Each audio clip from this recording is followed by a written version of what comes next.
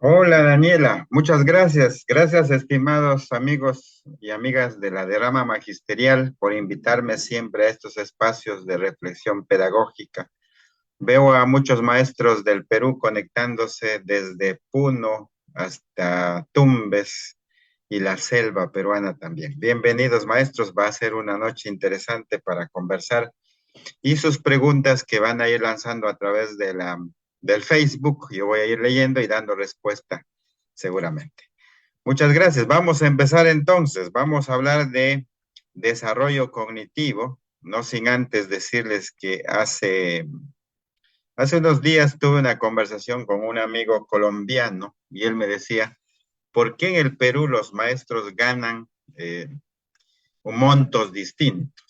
Yo le explicaba que eso se debe a la escala magisterial en la que se ubican los maestros. Y él decía, ¿y por qué unos están en una escala más arriba que otros? ¿Y por qué otros no ascienden en la escala magisterial? Entonces, esa es una gran pregunta, ¿no? Y muchas veces los maestros me dicen, profesor, yo ya doy mi examen continuamente y no logro ingresar, no logro ascender en la carrera magisterial. Pero hay otro profesor que en el aula no hace nada, no planifica, su desempeño no es lo más óptimo que digamos en la escuela. Sin embargo, este maestro, cada vez que da un examen, asciende de nivel. Muchas veces ya están en cuarto, en quinto nivel, pero la práctica en el aula es muy deficiente. Y es algo injusto también, ¿no? Porque conozco a maestros que son muy dedicados, muy empeñosos, muy buenos en su práctica pedagógica en el aula, y los chicos aprenden muy bien, pero lamentablemente en este tipo de exámenes no logran aprobar y ascender. No porque sean malos maestros, simplemente porque la estrategia que se plantea en la evaluación quizás no ha sido captada y comprendida por estos maestros. Entonces, no se trata de que yo me encierro un mes y estudio todo lo que tengo que estudiar y ya aseguro mi ascenso, sino que es una práctica constante, sistemática de estudio teórico y de aplicación práctica y de reflexión a partir de la práctica. Porque no basta que yo sea muy bueno didácticamente, y tampoco que solo sea teórico, sino que la práctica pedagógica debería tener esta combinación de teoría y práctica, como lo dice Paulo Freire, ¿no? Paulo Freire habla de la praxis y de la teoría para dar sustento a la práctica. Entonces, lo que vamos a hacer hoy día es justamente agarrar casos de la evaluación de ascenso pasado. Vamos a analizar qué marco teórico hay detrás de eso y a partir de ahí vamos a volver nuevamente al caso para entender por qué esta u otra alternativa es la más pertinente. Bien, maestros, pues entonces iniciamos y quiero iniciar con esta frase interesante que encontré ahí en un libro y dice, una mente sin preguntas es una mente que no está viva intelectualmente. Estar vivo intelectualmente implica preguntarse y asombrarse de todo lo que va ocurriendo para que con el afán de dar respuesta a esa pregunta tenga la capacidad de estudiar, de leer, de investigar, para que esas preguntas que tengo sean resueltas. Porque la vida se ha construido así, ¿no? A partir de preguntas. El hombre siempre se ha asombrado de todo lo que hay en su entorno. Y al asombrarse eh, de por qué ocurren de tal o cual forma, se ha sentido en la necesidad de leer, de investigar, de experimentar para poder dar explicación a eso que le sorprende. Entonces, una mente sin preguntas es una mente que no está viva intelectualmente, que no se convierta la práctica educativa en una rutina, sino que la práctica educativa debería ser un asombro diario para ver qué hay, qué más puedo hacer a partir de esto que estoy proponiendo. Vamos a revisar algunas casuísticas de la práctica pedagógica del maestro, pero no vamos a resolver todavía. Vamos a leer para ver cuál es la teoría que hay detrás y después de la explicación que haga hoy y el día miércoles, el miércoles vamos a cerrar resolviendo los casos para ver cuánto de lo que teníamos ahí como propuesta ya lo manejamos en el cierre de estos 2 días de taller. Bien, maestros, dice el primer caso, los estudiantes están trabajando en una planificación de sus textos. Durante el monitoreo de la actividad, un estudiante le comenta a la docente que ha escrito una lluvia de ideas con los hechos sobre la visita al albergue para su testimonio, pero tiene dificultades para organizarlas. ¿Cuál de las siguientes acciones pedagógicas es la más adecuada para orientar al estudiante en la organización de las ideas para su escrito? Mire, aquí la forma de plantear y nos dice cuál de las siguientes acciones pedagógicas. Y la acción pedagógica desde el constructivismo tiene que partir por permitir al estudiante que descubra el aprendizaje.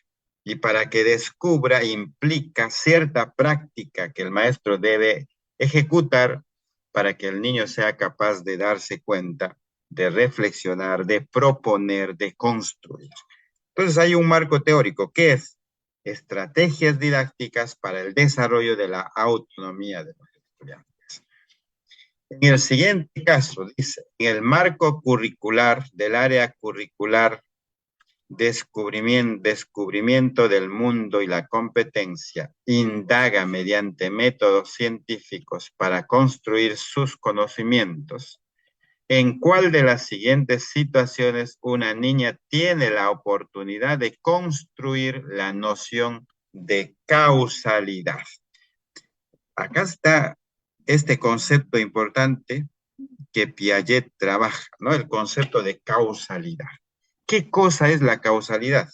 ¿Cómo lo puedo identificar en los niños? ¿Cuándo digo que el niño está desarrollando esa noción de causalidad?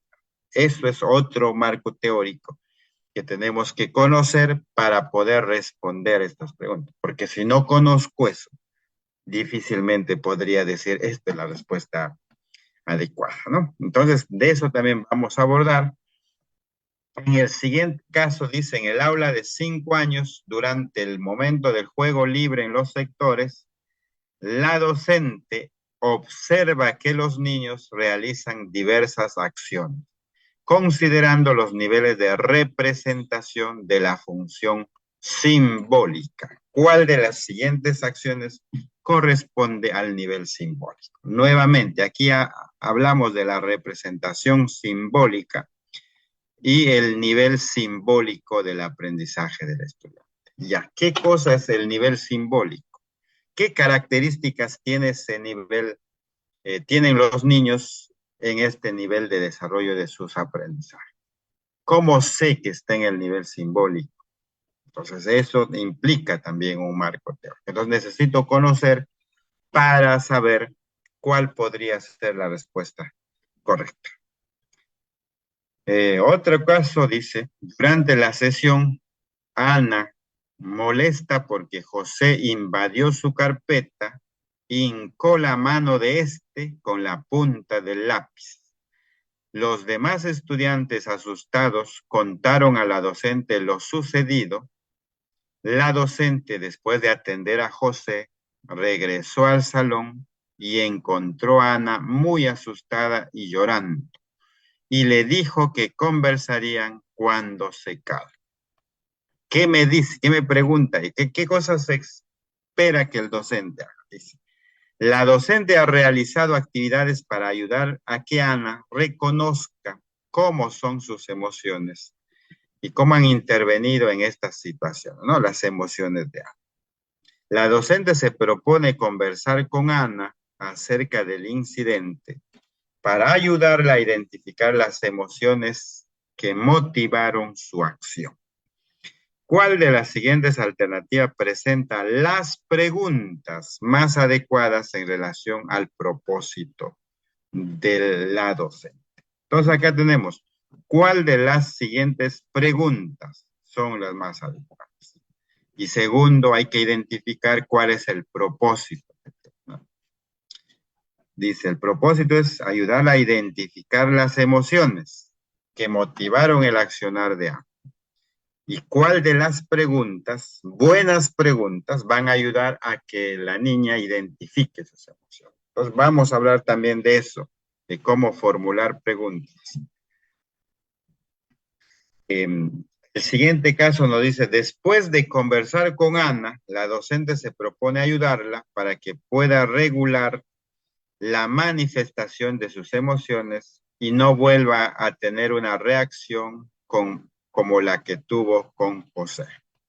¿Cuál de las siguientes alternativas plantea acciones docentes alineadas con este propósito? Entonces, nuevamente, las acciones del docente implican un tipo de práctica que va a ayudar al desarrollo de la autonomía.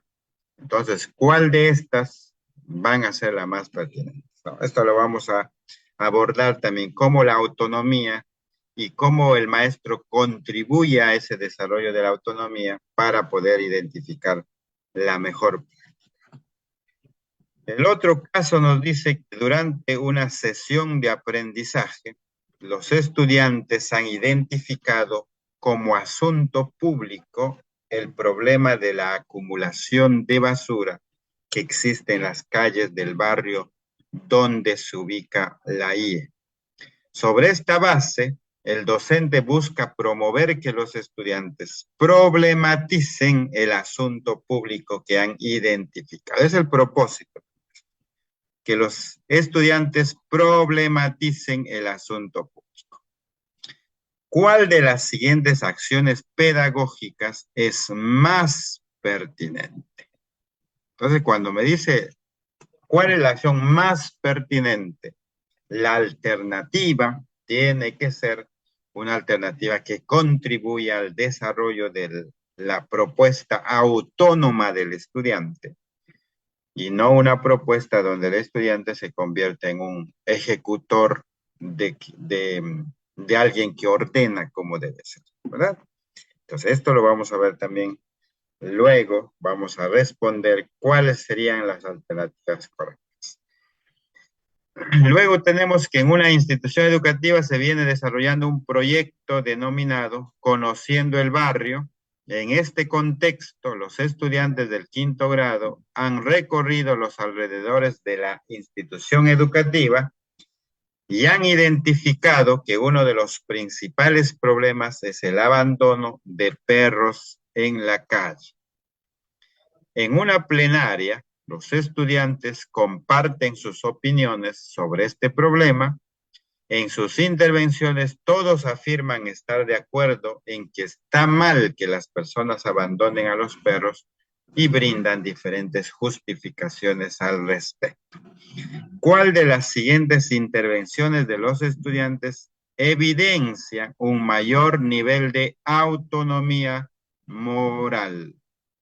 ¿Qué es la autonomía moral? Lo vamos a abordar también en este curso que dura 2 días. Entonces, al cierre del segundo día vamos a poder identificar con precisión la respuesta correcta. Por eso, maestro, vamos a estar ahí atentos, tomando nota para ver cuál de estas alternativas sería. Usted ya tiene la respuesta, luego cuando les planteo la respuesta, diga, ah, sí, esto era lo cierto, ¿no? Y vamos a analizar por qué una respuesta es la más pertinente. Luego, como parte de una sesión de aprendizaje en primer grado, una docente entrega un grupo de cubos a cada estudiante y solicita que los cuente. Uno de los estudiantes cuenta sin dificultad la cantidad de cubos que recibió y afirma, tengo 8 cubos. A partir de esta actividad, la docente tiene como propósito recoger información sobre si este estudiante comprende la relación de inclusión jerárquica de los dos. ¿Qué es la inclusión jerárquica? Es otro concepto que vamos a abordar en el taller para poder responder. Porque si no sé qué es la inclusión jerárquica, difícilmente podría decir esta es la respuesta correcta, ¿verdad? Bien, maestros, entonces, como hemos visto en los casos presentados, hay muchas preguntas en las que piden a los maestros aplicar la mejor estrategia. Dice, ¿cuál es la estrategia más pertinente que el maestro podría aplicar en esta circunstancia para lograr el propósito? Y esa estrategia más pertinente está centrada en la mirada del desarrollo de la autonomía, porque la autonomía le va a permitir al niño desde el constructivismo, y ahora que hablamos de socioconstructivismo, al niño primero descubrir por sí solo. A partir del descubrimiento, reflexionar sobre lo que ha descubierto para transformar eso que ha descubierto. Entonces, en ese proceso de descubrir, de reflexionar y de transformar, la intervención del maestro tiene que ser la más pertinente. ¿Para qué? Para que ayude a que el niño para ayudar a que el niño construya y para ayudar a que el niño transforme. Pero si el accionar del maestro estaría centrado desde la heteronomía, tendríamos a maestros diciendo a los niños lo que tienen que hacer, dándoles ejemplos de cómo deberían hacer o dándoles ayudas para que lo hagan más rápido.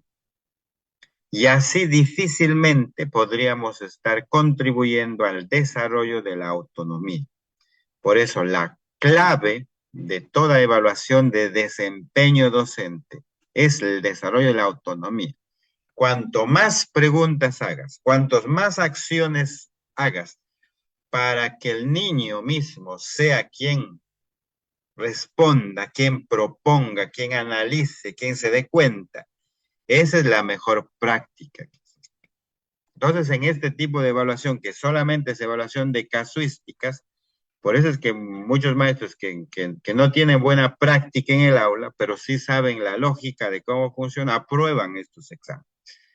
En cambio, los maestros que son mucho más dedicados y quieren que los niños aprendan y les dan modelajes y les dan ayuda, son los maestros que tienden a marcar una respuesta como la práctica más desde la intervención del maestro que realmente desde la autonomía. Entonces, la palabra clave para este tipo de evaluaciones es implementar estrategias para el desarrollo de la autonomía, tanto moral como intelectual, ¿no? La autonomía moral para saber actuar frente a situaciones conflictivas, a la práctica de valores, el respeto a las normas, la autonomía moral para decidir entre lo que está bien y lo que está mal por sí mismo, y también la autonomía intelectual para pensar y resolver situaciones problemáticas de manera muy eficaz desde la propuesta.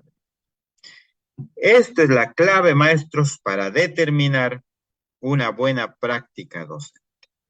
Cuanto más autonomía promueve el maestro, mejor es su práctica y su desempeño docente. Y seguramente en el examen le irá mejor porque ha identificado todas las respuestas donde la autonomía es la clave. Bien, entonces, ¿por qué es importante la autonomía? La autonomía, maestros, dice, las materias académicas se enseñarían de una manera muy distinta si se conciben dentro del objetivo más amplio, que es la autonomía del estudiante. Es decir, si yo considero que la autonomía es lo más importante, seguramente que las materias que enseñamos lo enseñaríamos de una forma distinta. Muchas veces el profesor se esfuerza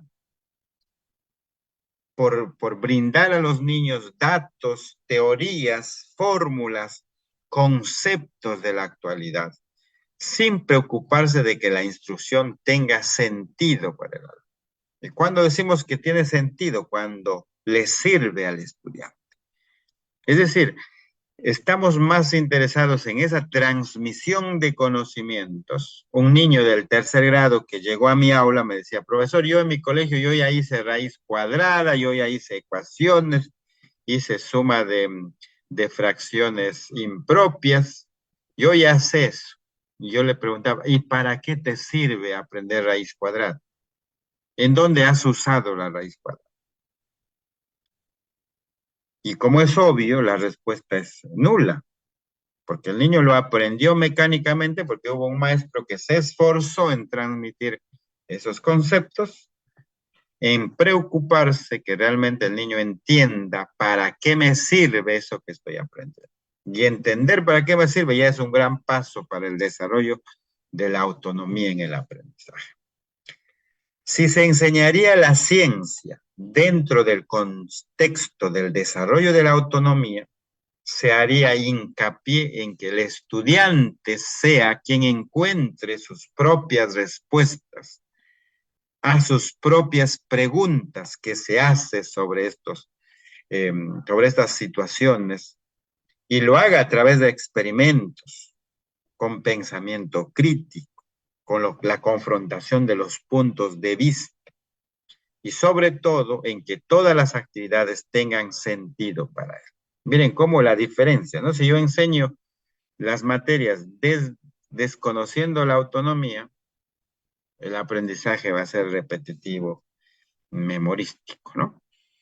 Pero si considero desde la autonomía, voy a dejar que sea el niño. Entonces, la clave es, maestros, en una casuística, en la respuesta, yo debo identificar cuál de estas alternativas que me están proponiendo es la que desarrolla autonomía en él. Es decir, le deja que sea el mismo niño quien plantee sus preguntas, sus respuestas, las alternativas de solución, desarrolle su pensamiento crítico, plantee sus puntos de vista.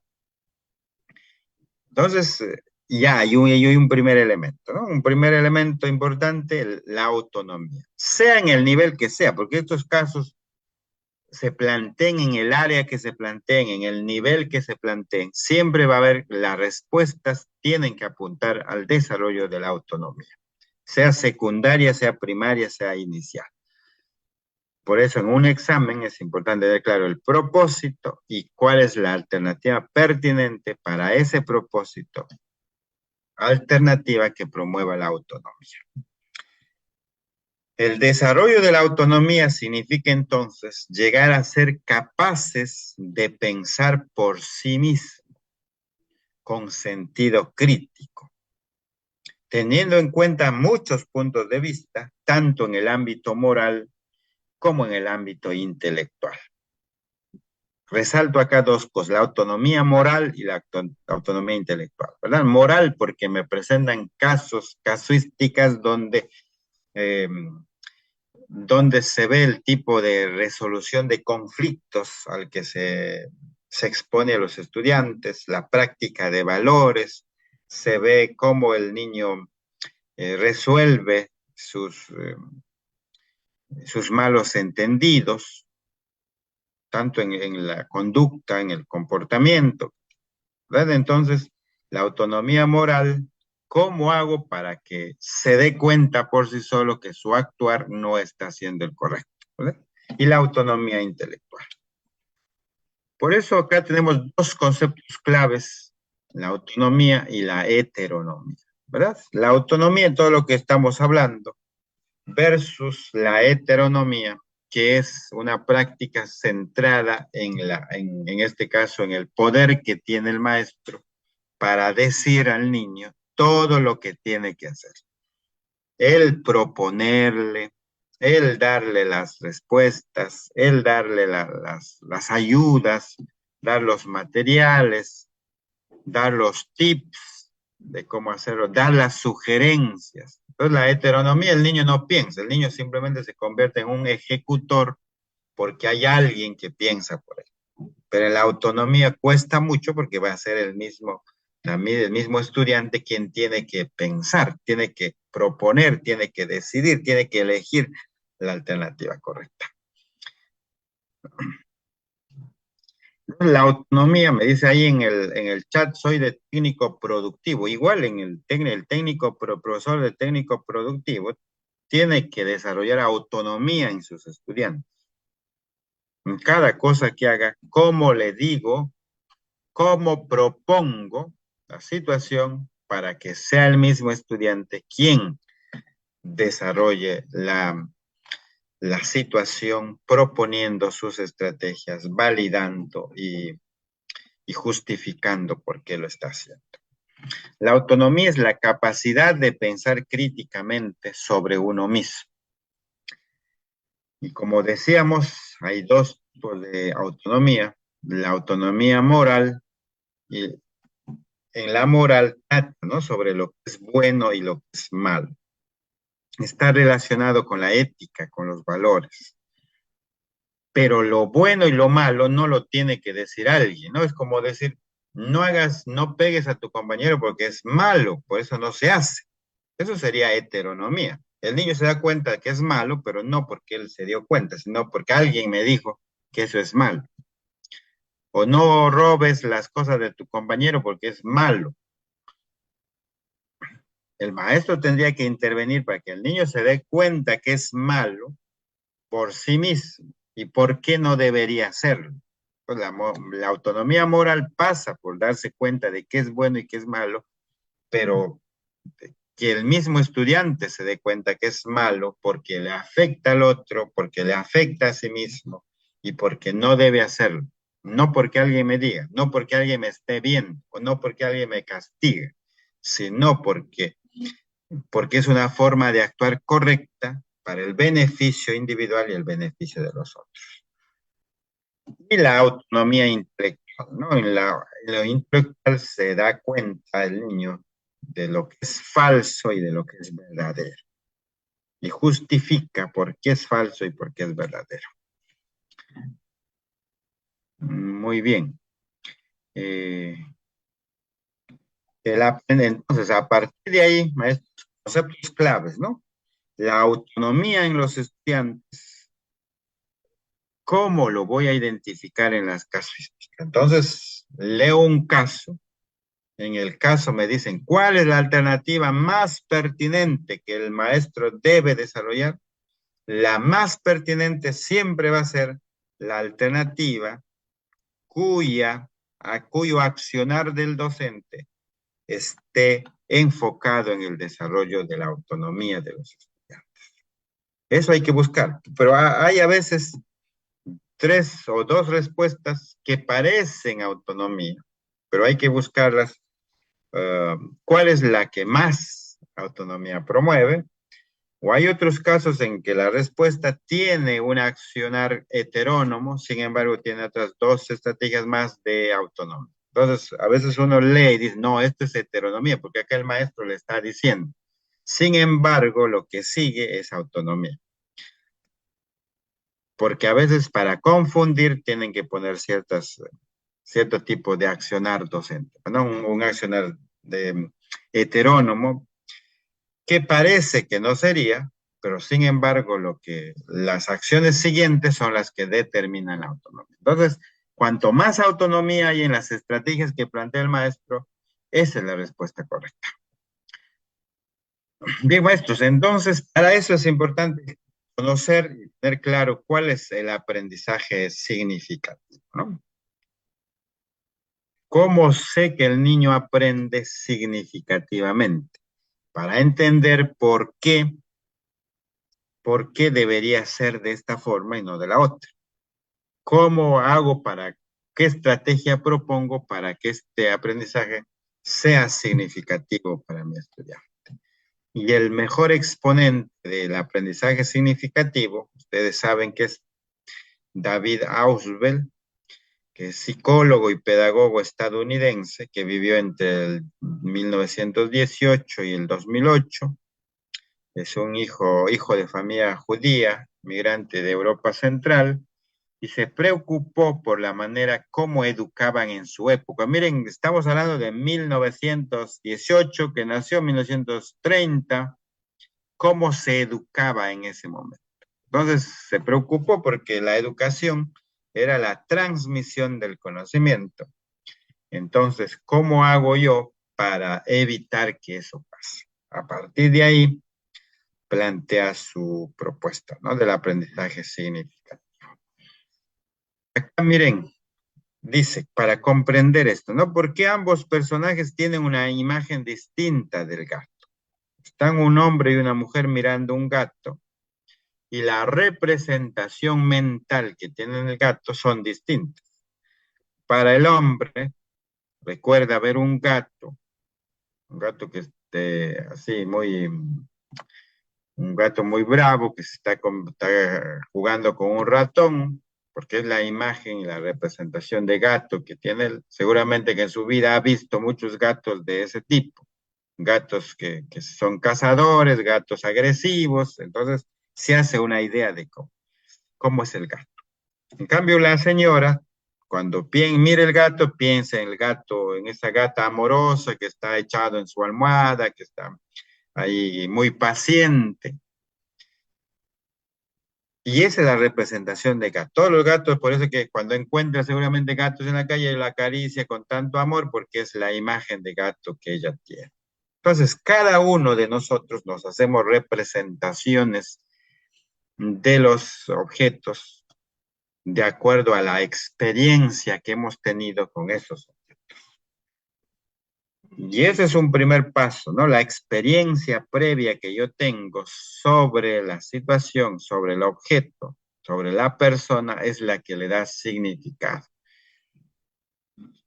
La teoría central de Ausubel nos dice, si tuviera que, él decía, si tuviese que reducir toda la psicología educativa en un solo principio, enunciaría este. ¿Y cuál era ese principio que él plantea y en el que quiere reducir la psicología educativa? Dice, de todos los factores que influyen en el aprendizaje, de todo lo que influye, el más importante es lo que el alumno ya sabe. Es decir, mira, de todo lo que va a aprender, lo que más importa es lo que el alumno ya sabe. Por eso dice, averígüese eso que el alumno ya sabe y enséñese tomándolo en cuenta eso que ya sabe. ¿Y eso qué es? Ese es el saber previo, ¿no es cierto? Que luego se plantea el saber previo. ¿Qué sabe mi estudiante? Para que a partir de lo que sabe yo pueda enseñar lo que venga, estableciendo una conexión entre lo que yo ya sé con lo nuevo que voy a aprender. Y ese es uno de los principios pedagógicos también que tenemos, ¿no? En el currículo nacional nos hablan del reconocimiento de los saberes previos. Entonces, Ausubel decía eso, ¿no? De todo lo que yo puedo decir que influye en el aprendizaje, lo que más importa es lo que el alumno ya sabe, para averigües eso que sabe y enséñese tomando en cuenta eso que ya sabe. Y esos son los saberes previos. Entonces, todas las personas tenemos saberes previos porque hemos tenido experiencias distintas sobre situaciones distintas. Y cuando alguien me hace recordar en la situación, inmediatamente recurro a pensar en todo ese conocimiento previo que tengo sobre eso que vamos a hablar. Por ejemplo, aquí la maestra dice, chicos, hoy día vamos a hablar de los animales de la granja. Inmediatamente los niños recuerdan todo el aprendizaje previo que tienen en relación a la granja. Ahí dice un niño, yo tengo una gallina. Entonces él conoce una granja donde hay una gallina. Otra niña está pensando en una vaca, en un campo, en una casita de campo. Y seguramente todos los niños, los 30 o 40 niños del aula, van a tener una idea distinta de los animales de la granja, dependiendo de la experiencia que han tenido. Y cuanto más vivencial haya sido la experiencia, mejores recuerdos va a tener, ¿verdad? Y esos recuerdos son los saberes previos acumulados hasta ese momento.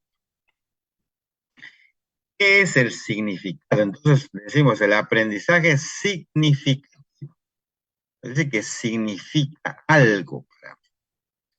¿Qué es el significado? Yo siempre me pregunté, ¿por qué la primera palabra que enseñan a los niños es mamá? Me decía una maestra, porque es la más fácil, porque es más fácil que los niños dibujan la M, la A, y además como son sílabas parecidas, basta que aprenda una sola sílaba y ya lo puede aprender la otra. Por eso se enseña a partir de mamá. Y si nos damos cuenta, analizando desde lo significativo, la mamá es el personaje más significativo para los niños, para todas las personas, podría decir, salvo algunas excepciones, algunos que han tenido mala experiencia con sus madres, ¿no? Pero para la gran mayoría de las madres, perdón, de las personas, la mamá es la persona más significativa, más importante. Cuando el niño se va a la escuela, se va al jardín y va a dejar a su mamá en casa, ya no va a estar con ella con la que ha pasado gran parte de su tiempo, llora, ¿verdad? Llora, se pone triste porque sabe que está dejando al ser más importante para él. Todos los recuerdos y los saberes previos que tiene es de su mamá. Cómo se relaciona con ella, cómo juega, cómo le da de comer, cómo le acaricia, cómo le consuela. Es decir, todo lo que tiene el niño hasta ese momento es lo que la mamá representa. Por eso es importante, por eso la mamá se convierte en una persona muy significativa en la vida de la persona. Entonces, cuando el niño va a la escuela y va a codificar a la mamá, tengo a mi mamá, pero ahora ya no está acá, pero yo necesito ponerlo un código, ¿no? Un símbolo. Entonces se escribe la palabra mamá, ya está, ya no tiene la mamá presente, sino que ahora es un símbolo, son letras, pero del solo ver la letra, dice, ahí dice mamá, ay, inmediatamente conecta con todo el saber previo que tiene. Entonces, para el niño es un muy significativo porque dice, yo ya sé escribir mamá. Mira, acá dice mamá. Y es mi mamá. No cree solo en su mamá porque su mamá es muy importante para él. Entonces, el significado de una cosa es lo que esta cosa representa para la práctica social. Para todos tenemos mamás. Y para todos, cuando leen la palabra mamá, el significado de esa palabra mamá es lo que representa para la práctica social, para todo lo que hemos acumulado como saber social y que hemos construido socialmente. Es el significado que le damos a esa palabra. Entonces, depende de las funciones que esa cosa desempeñe en la actividad de las personas, ¿verdad? De cómo ha sido nuestra relación con ese objeto, con esa cosa, con esa persona, para representarla significativamente. Entonces, adquiere significado cuando es importante, ¿verdad? Cuando es valioso, cuando me interesa. Yo siempre acuño el término cuando me conmueve. Cada cosa que aprendo y me conmueve, me emociona, entonces se convierte en algo significativo. Y decía también Oswald, no porque ya el niño juega en el colegio y juega, se está riendo, es algo gracioso, ya es algo significativo. No, es significativo en la medida de cuánto esto significa algo para él, cuánto le conmueve, ¿no? Cuánto lo emociona. Del solo ver, siente esa emoción, siente esas ganas por querer conocer y seguir hablando de lo mismo. Las personas se informan del significado práctico de una cosa por medio del lenguaje. Si no existiera el lenguaje, difícilmente se pudo haber trascendido a través del tiempo el significado que tienen las cosas. Mi maestra Rosa Arizaga siempre ponía este ejemplo del palo, ¿no? Cómo ese palo, como concepto, nosotros hoy día leemos, por ejemplo, una palabra palo, sin tener el objeto presente, podemos saber a qué se está haciendo referencia. Pero para que esa palabra palo exista, alguien en el pasado tuvo que agarrar una madera y decir este es palo. Y luego el otro decir es palo y palo y hacer convencional. ¿Para qué? Para que sepan que ese objeto se llamaba palo.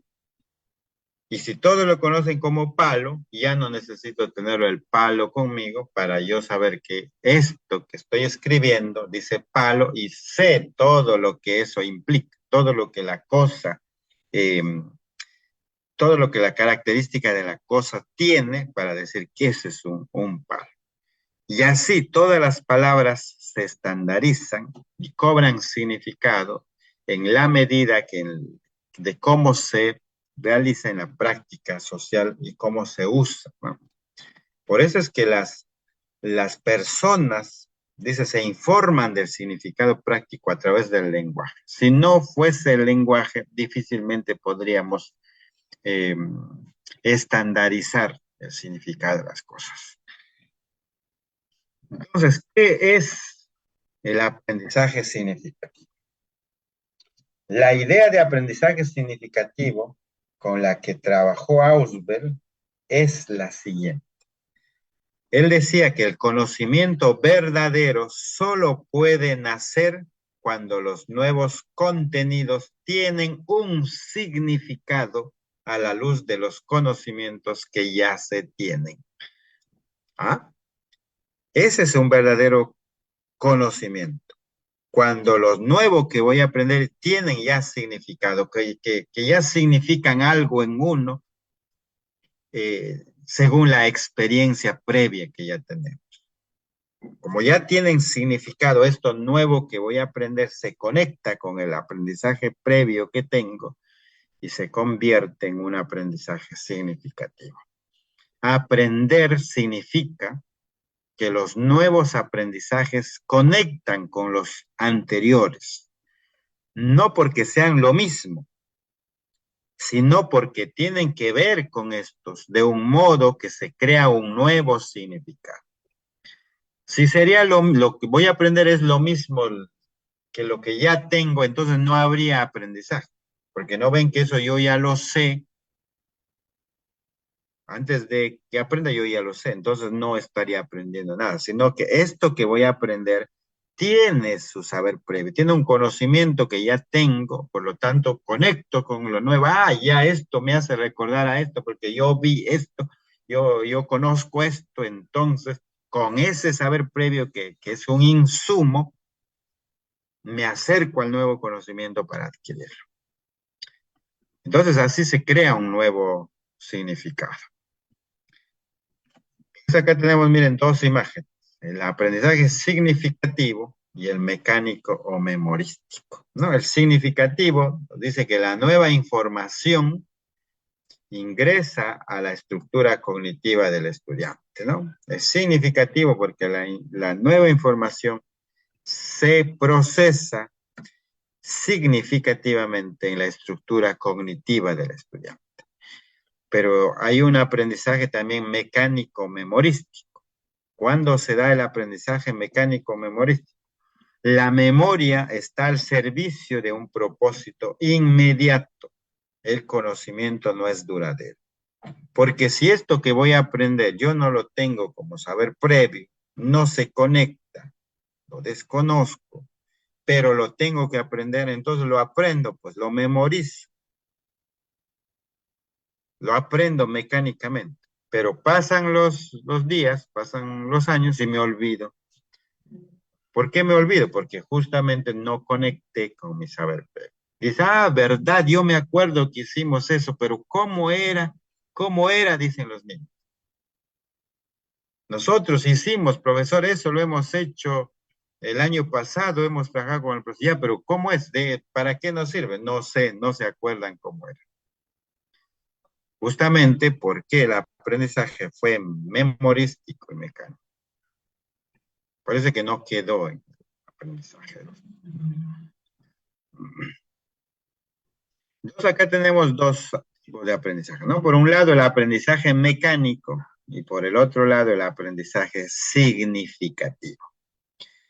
Y una enseñanza, lo que el maestro propone a los estudiantes es algo que potencialmente podría ser significativo, pero la significatividad le da el estudiante, porque va a depender de qué experiencias tenga sobre esto que voy a aprender, qué conocimientos tengo para poder conectar. Por eso es que la enseñanza siempre va a ser potencialmente significativa. El maestro no puede planificar actividades eh, para asegurar que el estudiante va a aprender significativamente, porque no conoce todo lo que saben los demás, ¿no? Por eso antes de planificar deberíamos conocer qué saben los estudiantes sobre esto que van a aprender para, eh, para poder planificar.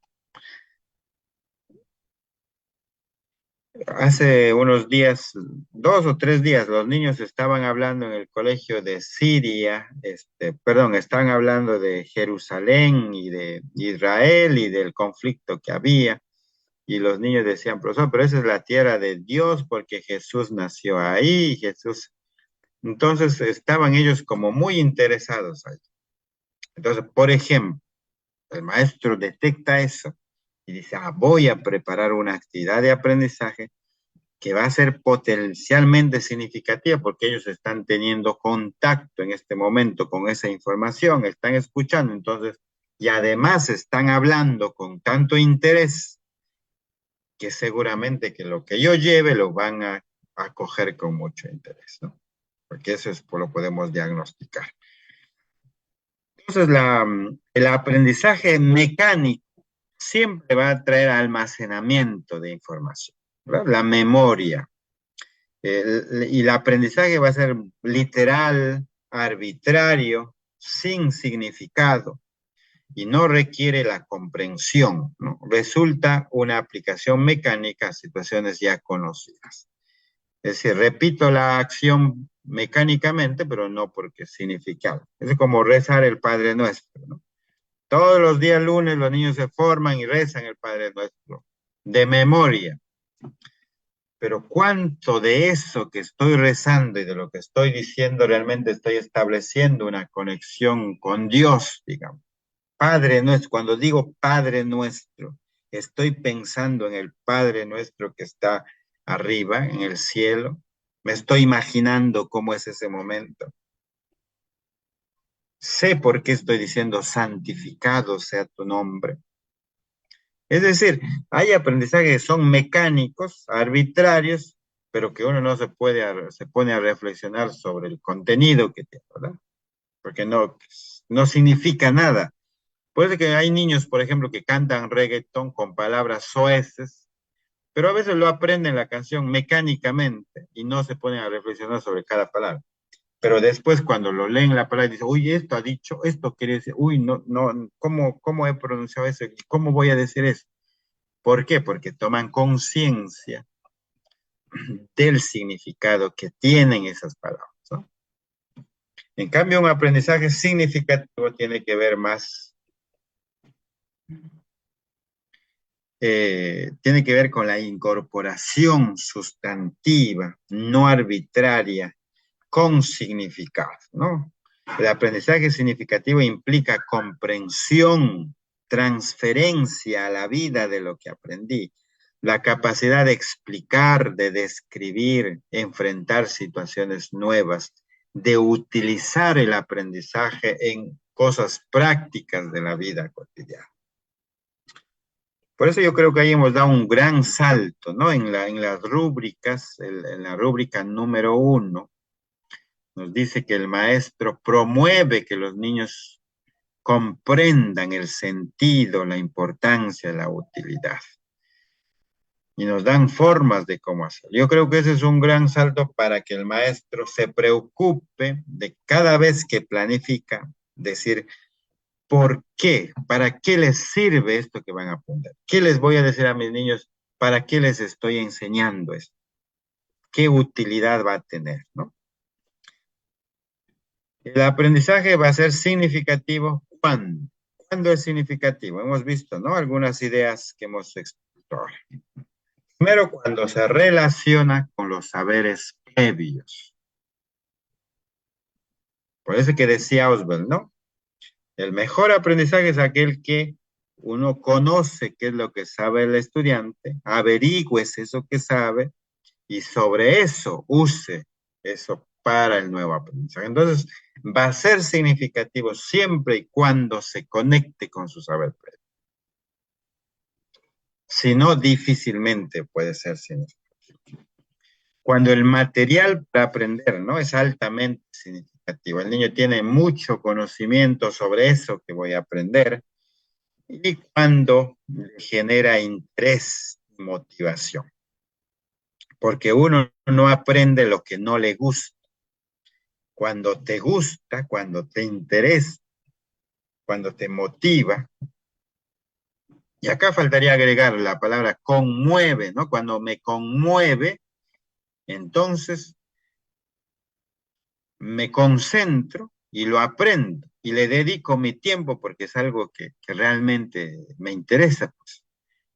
Es que cuando voy a una fiesta y la fiesta está tan bonita, me interesa, me motiva, me emociona, no me quiero ir a mi casa.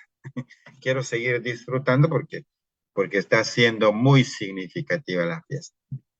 Entonces, que la clase se convierta en eso, ¿no? Les decía yo a los maestros siempre, la clase debería ser un concierto donde el maestro es el artista y divierte al público, entretiene al público, pero además hace pensar a ese público, ¿no? Conecta con lo que el niño ya sabe, le genera interés, le genera motivación, le presenta materiales altamente significativos para ellos. Va a crear todas las condiciones para que posiblemente se dé un aprendizaje significativo. Posiblemente digo porque potencialmente podría generar. No hay la garantía que lo haga, pero sí hay la potencialidad de que así sea. ¿Cómo se da el aprendizaje? La estrategia de enseñanza del docente, ¿no? El docente usa sus estrategias para enseñar, para acercar este aprendizaje al niño. Y lo va a acercar así, de la manera que más significativa posible, de la manera que conecte el niño con su experiencia. Y el niño va a tener su estrategia de aprendizaje también. Es decir, cómo va a aprender. Ambos usan sus estrategias. Entonces, el niño al aprender, la información va a ingresar de dos formas al cerebro del niño. Puede ingresar la información por repetición, ¿verdad? Porque el maestro le presenta y el niño repite eso que está diciendo el maestro. Por recepción. Recepciona e ingresa la información al estudiante. O también lo puede aprender por descubrimiento. Va a descubrir a partir de la situación que plantea y a partir de ese descubrimiento va a ingresar la información al cerebro. Pero una vez que ingresa, ya sea por recepción o ya sea por descubrimiento, recepción, ¿cuándo es? Cuando el maestro llega y explica, ¿no? Así como estoy yo en este momento explicando. Y ustedes están aprendiendo o conectando con lo que ya saben por recepción, porque están recepcionando la información. Otra cosa que yo le planteara una situación para que ustedes pudiesen descubrir, pero, pero de las dos formas va a ingresar siempre la información al cerebro, ya sea por recepción o ya sea por descubrimiento. Pero en la cabeza del niño se va a procesar esa información. Si la recepciona, si esa información ingresa por recepción, lo puede procesar de manera repetitiva. Es decir, que el niño no asocia lo que él ya tiene con lo nuevo que aprende, simplemente lo pone a un costadito, esto nuevo que está aprendiendo, sin establecer relaciones con lo que ya. ¿Y por qué no establece relaciones? Porque no hay un maestro mediador que ayude a la conexión de ambas informaciones, ¿no? De lo que ya tiene con lo nuevo. Simplemente recepciona la información, repite la información, la coloca en el cerebro junto a lo que ya tiene. Y también podría procesarla significativamente. Es decir, que ingrese por recepción, como en este momento está ingresando la información, Ustedes lo están aprendiendo por recepción, pero al aprenderlo por recepción, lo pueden procesar repetitivamente, que les aseguro que no les va a durar, o le pueden procesar significativamente. Es decir, conectando con lo que ya tienen. Ah, sí, yo leí sobre esto, yo escuché la vez pasada sobre esto, y decían esto. Entonces, conecta con lo que usted ya tiene. Entonces, se está procesando la información de manera significativa. Algunos dicen, profesor, entonces cuando el niño aprende por descubrimiento, ya va a lograr un aprendizaje.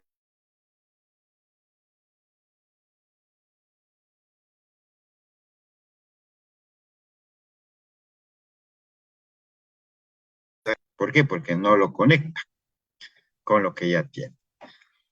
O también puede ingresar la información por descubrimiento y ser procesada significativamente. Entonces, el aprendizaje va a ingresar al cabeza del estudiante. Y el estudiante lo puede procesar de dos formas, por recepción o por descubrimiento, independientemente de cómo lo procese la información, cómo ingrese la información. El niño puede procesar significativa o repetitivamente. Entonces, nuestra tarea como maestros es que la información ingrese al cerebro del estudiante y que lo procese significativamente. Esa es nuestra tarea. Y esa es la estrategia que van a identificar en la casuística que se plantea. Entonces, me dan el caso. ¿Cuál de las alternativas es aquella donde permite que el estudiante procese la información significativamente, independientemente de cómo ingrese? Y para que sea significativa, tiene pues estas características, ¿no? De conectar con el saber previo, de generarle interés y motivación, de usar materiales y recursos altamente significativos.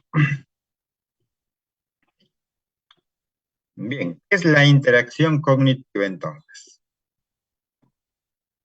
La interacción cognitiva. Dice, hay una interacción entre conocimientos nuevos y previos. Es la característica clave del aprendizaje significativo. Es decir, la interacción que hay entre el nuevo conocimiento que va a ingresar con lo que ya tenemos, eso es una característica clave para el aprendizaje significativo. En dicha interacción que se da entre el nuevo conocimiento y lo que ya tenía el sujeto, el nuevo conocimiento debe relacionarse de manera no arbitraria y sustantiva. Es decir, que no debería ser aprendida al pie de la letra, tal y como le dice el maestro. Para eso necesita elaborar organizadores, ¿no? Por eso es que cuando los niños sintetizan la información, organizan la información o recrean la información, lo convierten en organizadores gráficos distintos para poder comprender la información y plantearla de una forma distinta. Eso ya nos dice que el aprendizaje no ha sido mecánico, que no ha ingresado al pie de la letra, que no me dice, lo que ha dicho el maestro estoy repitiendo tal y como lo ha dicho, no como era nuestra práctica antes. Recuerdo cuando estaba en primaria, el maestro dictaba los conceptos, qué es el sustantivo, qué es el verbo, por las partes de la oración, y etcétera. Y cuando venía en el examen te ponía como pregunta, ¿qué es el sustantivo? Y uno tenía que decir qué es el sustantivo según el concepto que el maestro había dicho. Cuanto más cercano esté al concepto del maestro, mejor nota tenía.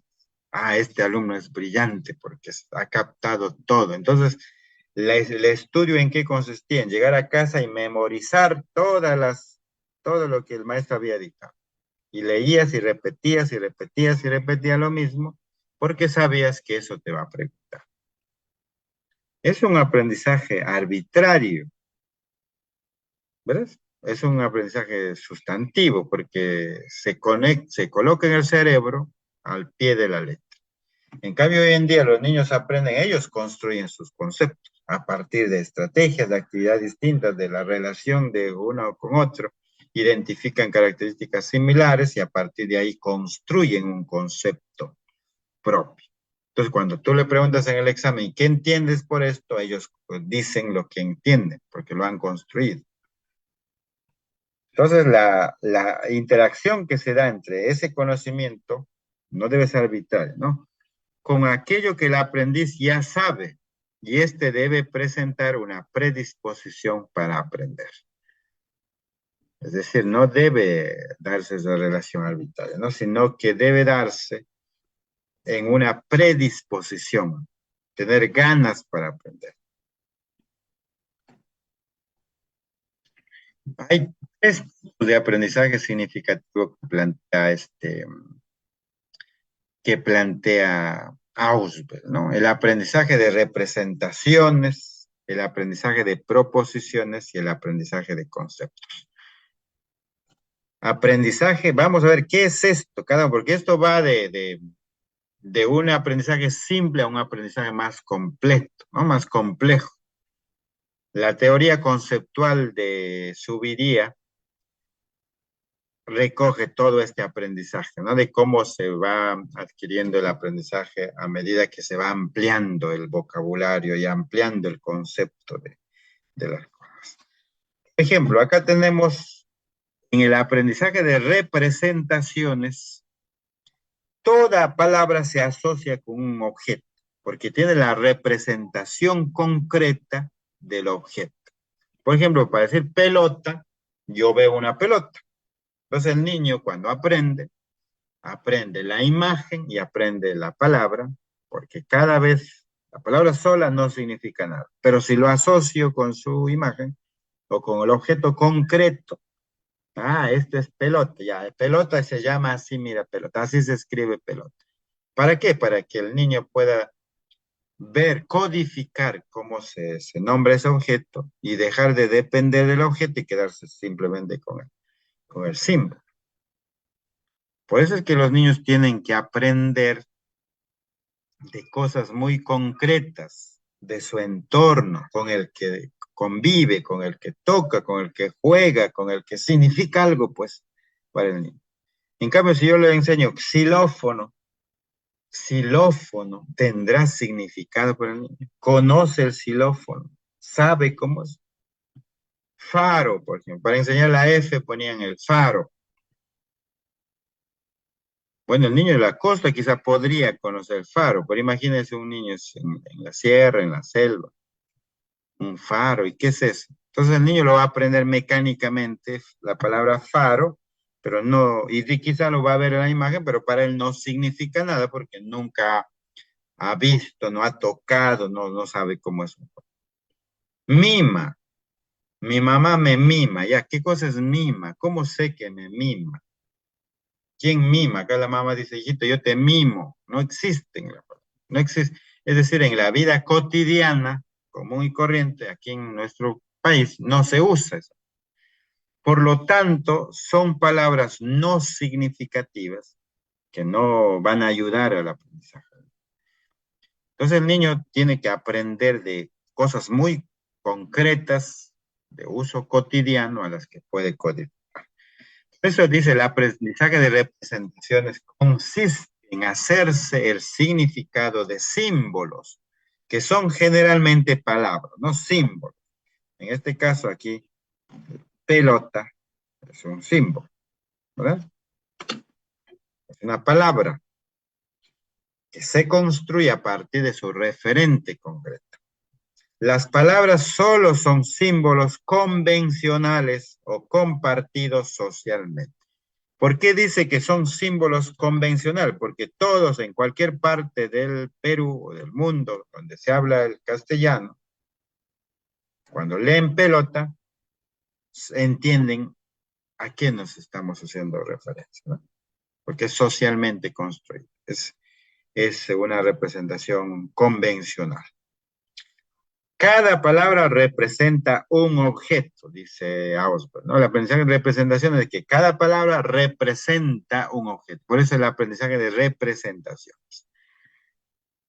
Representa un objeto o puede representar un acto. Si yo pongo, por ejemplo, fiesta, y yo sé cómo es la fiesta, he participado en fiestas, me hicieron una fiesta, entonces un acontecimiento, una situación o un concepto unitario. Pero para cualquier estudiante, lo que un símbolo significa, en este caso el símbolo pelota, la palabra pelota, es primero algo completamente desconocido para él, algo que tiene que aprender. Se le llama aprendizaje de representaciones cuando este símbolo tiene su referente significativo. Por ejemplo, si yo le llevo al niño y le planteo la palabra sin el referente, difícilmente va a saber el niño a qué está, qué dice ahí. Pero cuando usted le pone el objeto y la palabra, le dice, ah, pelota, y acá dice pelota. A ver, vamos a leer, pelota. ¿Dónde irá P? A ver, ¿cómo es el sonido? Pelota. Entonces el niño lo aprende, ¿no? Es algo que va a aprender a escribir, es algo que va a aprender a conocer y se le llama el aprendizaje de representaciones. Eso es, ese es el primer nivel de aprendizaje. Que voy a asociar. Por eso es que los libros, los cuentos, aparecen imágenes, muchas imágenes para los niños más pequeños, ¿verdad? Las imágenes mucho más grandes, coloridas, letras grandes y pequeñas, pequeños y cortos, textos cortos para que el niño pueda asociar lo que ve en la imagen con lo que dice en el texto. Después de esto se pasa ya a un aprendizaje de proposición. Ahora ya no es una sola palabra, sino es una proposición. Por ejemplo, la pelota rebota. Ya, eso es una proposición. Ya no es solamente una palabra. El aprendizaje de proposiciones ahora se va a ocupar de los significados de las ideas expresadas por grupos de palabras, combinadas en proposiciones u oraciones. Ya son grupos de palabras ahora. Aprender los significados de palabras aisladas precede el aprendizaje de proposiciones específicas de equivalencia representativa. Yo recuerdo que en mi escuela, siempre con la maestra Rosa Arizaga, ella decía, cada día en la clase los niños deben salir elaborando por lo menos 3 proposiciones de la sesión de clase. Es decir, sobre lo que aprendieron deberían plantear 3 proposiciones, porque eso va a ayudar en el intelecto, que cuanto más proposiciones tengan, van a poder construir conceptos, ¿no? Que es el siguiente nivel de aprendizaje. Entonces, en la proposición es ya un grupo de palabras combinadas, oraciones que hacen referencia a cualidades del objeto. Para que finalmente llegue al aprendizaje de conceptos, aquí los conceptos se van a definir como objetos, eventos, situaciones o propiedades de que poseen atributos comunes. Entonces yo veo varios tipos de pelotas, pelotas pequeñas, grandes, rojas, amarillas, de vóley, de fulbito, de básquet. Entonces, viendo toda la variedad de pelotas, tengo que identificar atributos o criterios comunes de estas pelotas para poder conceptualizar. Cuando me digan, ¿cuál es el concepto pelota? Al decir que es una pelota, debería englobar a todas estas clases de pelota que conocemos. Por eso dice que los conceptos se centran en propiedades que poseen los atributos de criterios comunes, ¿no? Y que se designa mediante algún símbolo o sí. Partiendo de ello, podemos afirmar que en cierta forma también es un aprendizaje de representación, ¿no? Bien, maestros, entonces tenemos 3 tipos. Entonces, el aprendizaje de representaciones, de proposiciones y conceptos, así se va construyendo el intelecto. Todo esto bajo la denominación de significatividad que da a los objetos, a las cosas o al entorno en el que aprende. Entonces, mamá, por ejemplo, decimos, ¿qué es mamá? Dice, todas las personas tienen mamá. Ya, esa es una proposición, ¿verdad? Mamá es la representación de mi mamá, lo pongo aquí en código, ya es mamá. Muy bien. Proposiciones, todas las personas tienen mamá. Es una proposición. ¿Habrá alguna persona que no tenga mamá? No, ¿verdad? Todos los animales tienen mamá. También es otra proposición. Todas las mamás tienen hijos. Otra proposición. Porque son características comunes. Las mamás tienen hijos, sí, por eso se llaman mamás. Si no, no serían mamás. Todos los animales tienen mamás, sí, mamá. También de otra proposición podría ser que todas las mamás son hembras, ¿verdad? Entonces, con esas proposiciones comunes que tiene la palabra mamá, como el concepto. Y el concepto mamá podría ser la madre, es el ser vivo, hembra, ha tenido descendencia, ¿no? Que ha parido a otro ser vivo luego de un tiempo apropiado de gestación, que varía de acuerdo al tipo del ser vivo al que hagamos referencia. Esto ya sería un concepto que se construye a partir de la relación que existen entre todas las mamás que conozco y relacionando todas las proposiciones que se digan sobre ese objeto. Bien, maestros, entonces el concepto se relaciona con la estructura cognitiva para producir un significado genérico, nuevo pero unitario, ¿no? A partir del establecimiento de semejanzas que hay entre los objetos. El aprendizaje de conceptos va a implicar entonces la implicancia de las características comunes en un grupo de estímulos. El aprendizaje de conceptos es una manera de enseñar dos métodos, ¿no? El método inductivo y el método deductivo. En el inductivo se descubre conceptos mediante la comparación, la contrastación, los estímulos.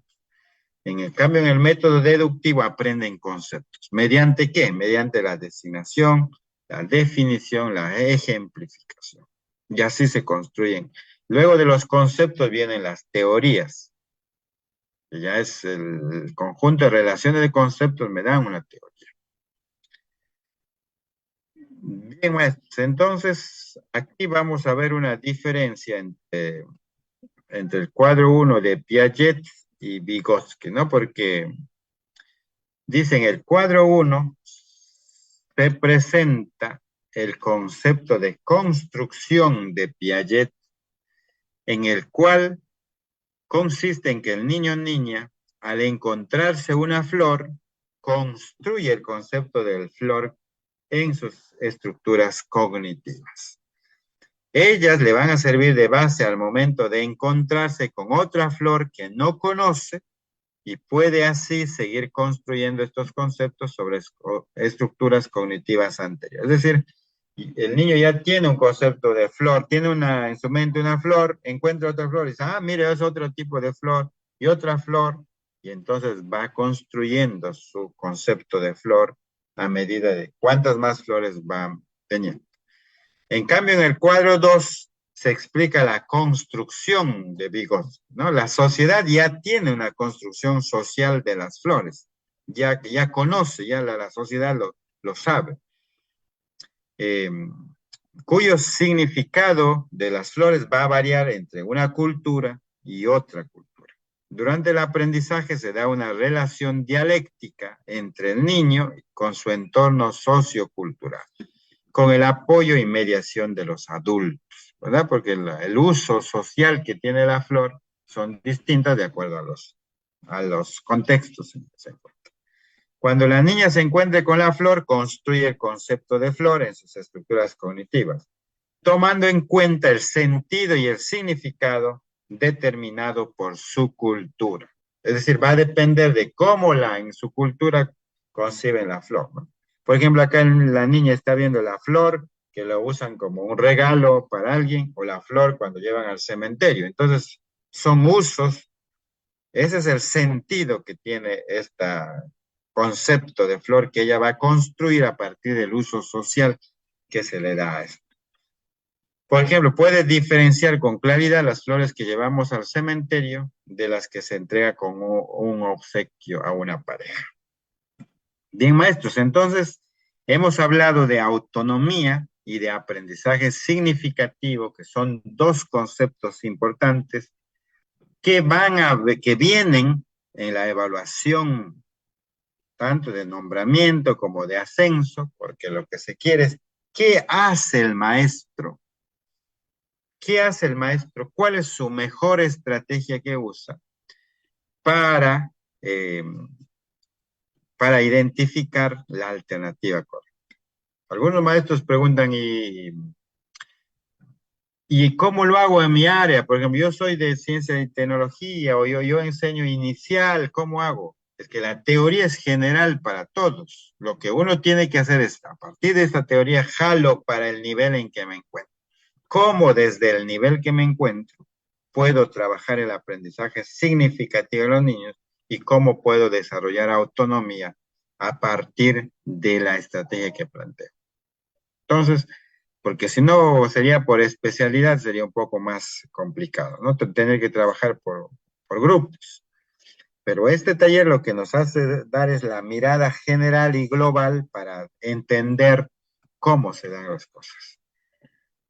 El, bien, ahora vamos a volver al caso, a los casos que presentamos al inicio entonces para poder poner en práctica el aprendizaje que hemos logrado. A ver, por favor, ustedes van a decir las respuestas a los casos eh, y vamos a ver cuántos de nosotros hemos acertado en los casos que promovemos. Acá hablamos de autonomía moral. La autonomía moral hemos dicho en función de cómo el niño resuelve la situación, ¿no? ¿Qué cosas hace el maestro para que el niño desarrolle autónomamente pueda resolver la situación? A ver, voy a leer el caso y ustedes marcan la respuesta, maestros, y lo ponen ahí en el chat en el que están interactuando interesantemente. En una institución educativa se viene desarrollando un proyecto denominado Conociendo el Barrio. En ese contexto, los estudiantes del quinto grado han recorrido los alrededores de la institución educativa y han identificado que uno de los principales problemas es el abandono de perros en las calles. Muy bien, han corrido su barrio ahí. Ese es significativo porque está partiendo de su entorno, su contexto. Han visto que hay abandono de perros en su barrio, en su comunidad. Muy bien, ¿qué hace la maestra? Dice, en una plenaria, los estudiantes comparten sus opiniones sobre este problema. En sus intervenciones, todos afirman estar de acuerdo en que está mal que las personas abandonen a los perros y brindan diferentes justificaciones al respecto. Pues los niños dicen, eso está mal, no está bien, ¿no? ¿Cuál de las siguientes intervenciones de los estudiantes evidencia un mayor nivel de autonomía moral? Mayor nivel de autonomía.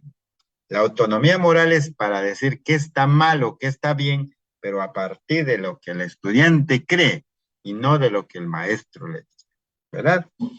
Vamos a ver, dice, Ariel dice, yo creo que está mal porque podrían denunciarte e incluso podrías pagar multas por el abandono de mascotas. Betty dice, pienso que está mal porque hay leyes que protegen a los animales. Entonces, al abandonarlos, las están incumpliendo, o sea, están incumpliendo esas leyes que ordenan. Y C. Cristóbal dice, me parece que está mal porque los perros sienten y no merecen ser maltratados y abandonados. Esto les hace sufrir. ¿Cuál es la respuesta? A ver, vamos viendo, dice William, dice B, Renato C, Jack C, María C, C, dice Cristóbal, muy bien. Charito C, Noemí dice la B. Vamos, maestros, muy bien, 611, estamos conectados. La C, la mayoría de los maestros está marcando la C y algunos la B y nadie la A hasta este momento. Vamos a analizar. La B dice, en el caso de la A, dice, yo creo que está mal, ya eso es autonomía moral, dice que está mal, porque la autonomía moral dice cuál está bien y cuál está mal. No, le parece mal. porque podrían denunciar. Es decir, él está diciendo que está mal, pero no porque él lo crea, sino que está mal porque los otros lo miran como mal. Entonces va a haber una sanción, un castigo, si es que yo hago eso. Entonces no está autónomamente diciendo que está mal, sino que está mal porque hay un castigo, que está condicionando su actuar a lo que los otros digan, ¿no? Incluso que podrías pagar multa, es decir, al miedo, a la amenaza, están, están respondiendo porque hay un castigo, y eso no es autonomía moral, esa es heteronomía, porque hago porque el otro me dice lo que tengo que hacer, ¿verdad? En la B dice, eh, pienso que está mal, muy bien, esa es la autonomía moral, es decir, mal o bien, porque las leyes que protegen a los animales, eso es heteronomía. Las leyes, cuando alguien se rige en las leyes, en las normas, la norma me dice, ya eso es heterónomo, no es autónomo, no haces porque tú crees, sino porque la norma te obliga que tienes que hacer.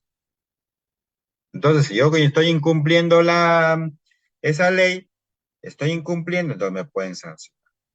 Por eso que los directores, por ejemplo, son heterónomos.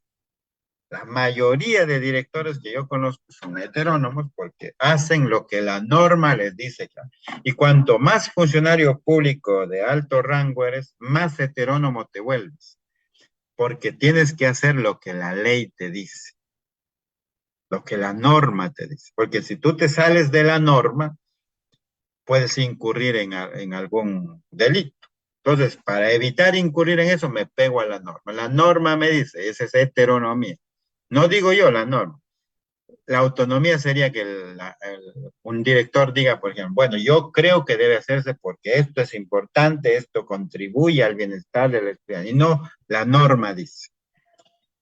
Muy bien, maestro, los que han marcado la C es la respuesta correcta, porque en la C, la respuesta del niño no está condicionando a este castigo, a este miedo, al que la norma me dice o que los otros me dicen, sino que está respondiendo porque él cree. Me parece que está mal, dice, porque los perros sienten, o sea, él se está poniendo en el lugar de estos animales, está siendo empático con él y no merecen ser maltratados y abandonados, porque eso los hace sufrir. Ahí no está diciendo que hay una norma que dice o que hay una ley que dice que los perros sufren, los perros, sino que él se está poniendo en el lugar.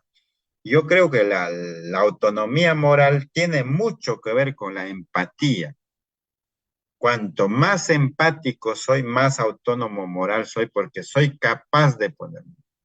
No digo, yo siento lo que tú sientes porque la persona me ha obligado. A veces cuando hay casos donde, por ejemplo, dice, se han peleado dos niños y la profesora le dice a la niña, mira, eso no se hace, pobrecita, está sufriendo tu compañera. Entonces eso no es autonomía moral. Bien, maestros. Eh, a ver, no se puede agrandar más porque está en pantalla completa. Nos dice Violeta, no se visualiza bien. Si estás desde un celular, difícilmente podrías ver. Podrías agrandar ahí la pantalla, ¿no? Pero estamos en pantalla completa en una laptop, entonces más que eso ya no se puede agrandar más. Bien, entonces, salvo que mi imagen de repente podemos quitar de ahí y agrandar la pantalla, maestros, para que los profesores puedan ver estos casos y puedan resolver adecuadamente. Bien, vamos a ver aquí. Otro dice, acá lo que le pide es la acción pedagógica más pertinente. Y dice, durante una sesión de aprendizaje, los estudiantes han identificado como asunto público el problema de la acumulación de basura que existe en las calles del barrio donde se ubica la IE, ¿no? Sobre esta base, el docente busca promover que los estudiantes problematicen el asunto público que han identificado. ¿Cuál de las siguientes acciones pedagógicas es más pertinente para favorecer el logro de dicho propósito? La acción más pertinente es la que justamente desarrolla autonomía en los niños. Vamos a ver cuál de las alternativas ah, contribuye al desarrollo de la autonomía. A. Presentar a los estudiantes una infografía en la que se indiquen las razones por las que la existencia de basura en las calles es de interés público. B. Elaborar con los estudiantes un organizador gráfico en el que señalen las consecuencias de que haya basura en las calles y a quienes afecta. Y C. Realizar con los estudiantes una lluvia de ideas sobre acciones que permitan reducir la acumulación de basura en las calles.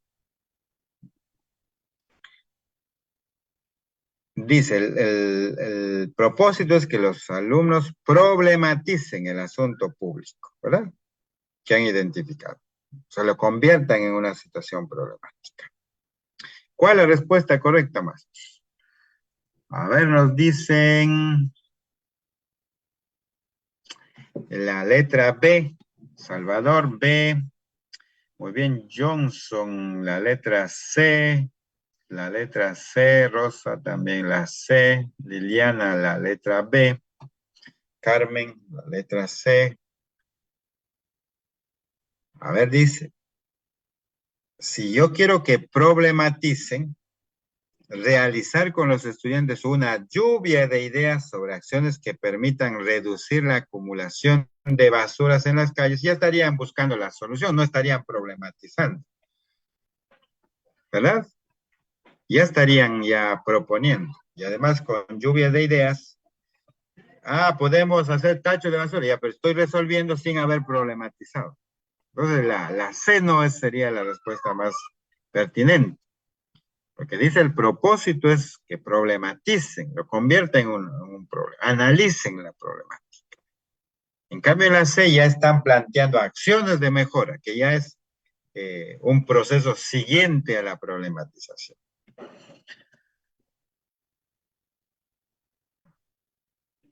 Ajá. Muy bien, Elizabeth Juárez, también estás con nosotros. Qué gusto leerte, amiga.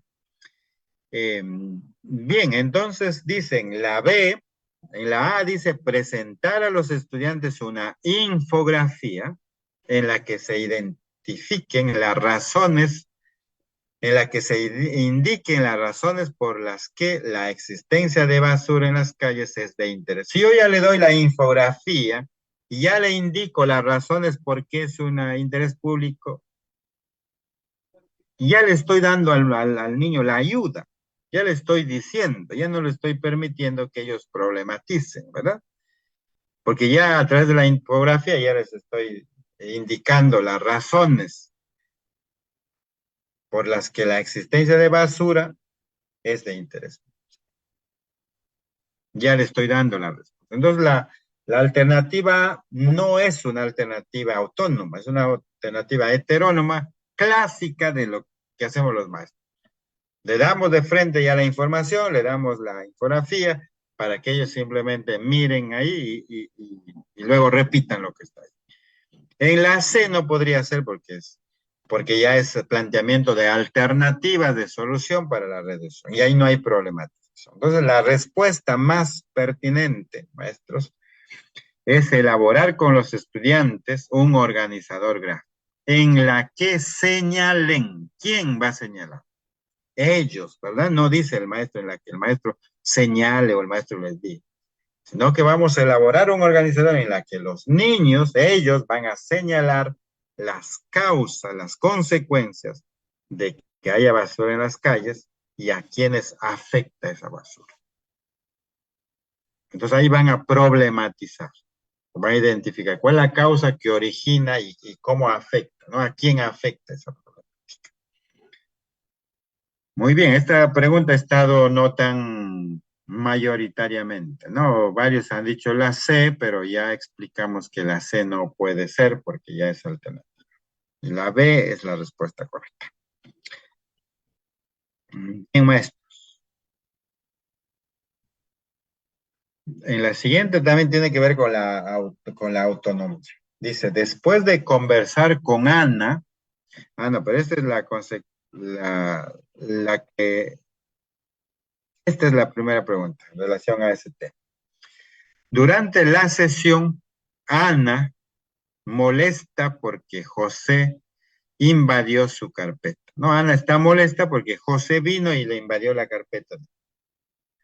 Hincó la mano, Ana agarró algo y lo hincó la mano con la punta del lápiz que ella tenía. Le hincó la mano a José. Los demás estudiantes asustados contaron a la docente lo sucedido. La docente, después de atender a José, regresó al salón y encontró a Ana muy asustada y llorando. Y le dijo que conversarían cuando se calme. La docente ha realizado actividades para ayudar a que Ana reconozca cómo sus emociones han intervenido en estas situaciones.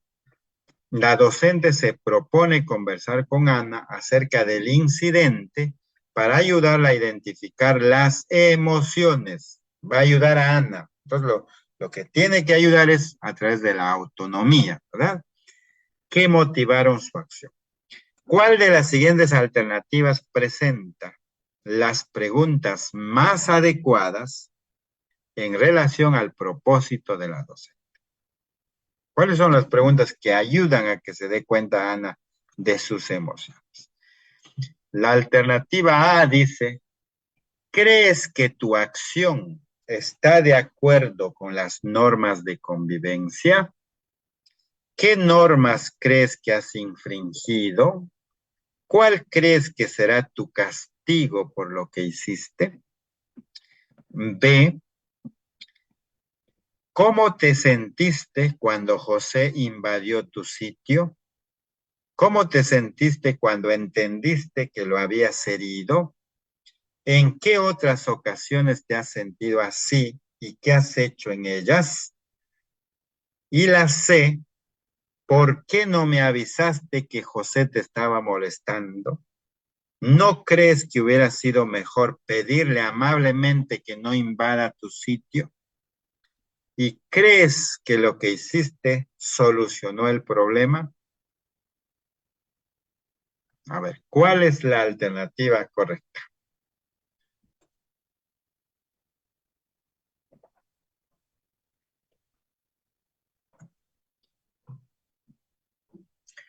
Maestros, bien, no sé, como estamos en la transmisión va un poco más lenta que la que voy avanzando aquí, entonces no sé si la respuesta que están poniendo ahora es a la pregunta 31. A ver, pongamos 31. Ven, dicen la B, ¿no? La mayoría están con la letra B. Respuesta B, muy bien, Rudy, Maritza, Karen López, también la B, Mónica, María Rosana. Bien, 31B. Muy bien, María Isabel, muchas gracias. A ver, ¿por qué la A no es? ¿No? Si lo que yo quiero es que Ana identifique sus emociones, tengo que hacer buenas preguntas. Yo le pregunto, ¿crees que tu acción está de acuerdo con las normas de convivencia? Estoy trayendo la norma inmediatamente, ¿verdad? El castigo. ¿Crees que tu acción? No, señorita. ¿Qué normas crees que has infringido? La norma 2. ¿Cuál será tu castigo? Me quedaré. Entonces, ahí no hay ninguna de estas preguntas le van a ayudar a Ana a que ella identifique sus emociones de por qué lo hizo, qué consecuencias trajo, por qué no debería hacerlo, ¿no? Simplemente estoy recurriendo a la norma para sancionar y castigar. Entonces, esa es la práctica más inadecuada. Y la C dice, ¿por qué no me avisaste que José te estaba molestando? Ya, eso no es una pregunta que identifique emociones, simplemente es para que ella su, salve su actuar docente que no hizo nada, ¿no? ¿Por qué no me avísame para hacer algo? Entonces, no es una pregunta que ayude a identificar. ¿No crees que hubiera sido mejor pedirle amablemente que no invada tu sitio? ¿No crees una pregunta cerrada, ¿verdad? ¿Y crees que lo que hiciste solucionó el problema? Igual, otra pregunta será. dos preguntas cerradas y una pregunta que no tiene nada que ver con eso. Diciendo sí o no, no identifica la emoción, ¿no? Simplemente confirma lo que uno quiere escuchar. En cambio, si la maestra le dice, a ver, ¿cómo te sentiste cuando Juan invadió tu sitio? Ah, señorita, yo me sentí mal porque él siempre viene, ya dice lo que siente, está identificando su sentimiento. ¿Cómo te sentiste cuando entendiste que lo habías herido? Después de haber hecho, ¿cómo te sentiste? Ahora, si estaba llorando, porque se sintió mal, sintió que hirió, ¿verdad? Y va a identificar su sentimiento de tristeza o de culpa. Y luego le pregunté, ¿en qué otras ocasiones te has sentido así, culpable, te has sentido avergonzada? ¿Y qué has hecho cuando te has sentido así? De repente había otro momento donde la chica se ha sentido así, avergonzada porque dijo algo, hirió a alguien, hizo algo. Entonces, la maestra le está preguntando en qué otras situaciones te has sentido y cómo has hecho en esa situación. ¿Para qué? Para que repliquen en lo que ha hecho hoy día, ¿verdad? Entonces, muy bien, maestros, la respuesta correcta es la letra B. Zulma, no es la C, porque en la C no hay nada de reflexión, no hay preguntas que ayuden a identificar la emoción, simplemente confirman lo que la maestra quiere escuchar. Muy bien. Y la pregunta 32 tiene que ver con la anterior. Dice, después de conversar con Ana, la docente se propone ayudarla para que pueda regular la manifestación de sus emociones. Ahora le va a ayudar, ya lo ayudó a identificar, ahora le va a ayudar a regular esa emoción que manifiesta. Y no vuelva a tener una reacción como la que tuvo con José. ¿Cuál de las siguientes alternativas plantea acciones docentes alineadas con el propósito? Ayudar a Ana a regular su emoción. Ese es el propósito. Ahora me ponen la respuesta 32, A, B o C. Ya, maestros, para identificar que la respuesta pertenece a esa. La letra A dice, preguntarle en qué cosas hacen los demás que a ella le molesta. Luego indicarle que cuando esté molesta con algún compañero, debe intentar reprimir esa emoción y después avisarle a la docente. Alternativa B, preguntarle qué cree que hará José después de lo sucedido y qué va a hacer ella para solucionar el problema que ha ocasionado. Luego indicarle que debe pedir disculpas y comprometerse a no volverlo a hacer. Y C, preguntarle cómo reacciona usualmente cuando está enojada y pedirle que diga qué expresiones de enojo puedan dañar al otro. Luego preguntarle qué otras cosas podemos hacer cuando nos molestamos y que nos ayudan a calmar. ¿Cuál es la respuesta correcta? Muy bien, 32C, Karim C también, Margarita C, Diana la C, Santiago la C, muy bien, Mónica 32C, Aurora la C, Jenny la C, Ninancuro la C también, Celia la C, Marlene la C, Tania la C. Muy bien, todos están diciendo la C. A ver, vamos a ver la C si es la respuesta correcta. A ver, ¿por qué no la A? Dice, preguntarle qué cosas hacen los demás que a ella le molesta. Ya, preguntarle es una acción de autonomía, porque la niña va a decir qué acciones le molesta. Bueno, profesora, mire, a mí me molesta. Ya, esa primera estrategia de la maestra está bien. Segundo momento, dice, indicarle que cuando esté molesta con su compañero, debe intentar reprimir. Entonces, ahí ya se pierde la autonomía.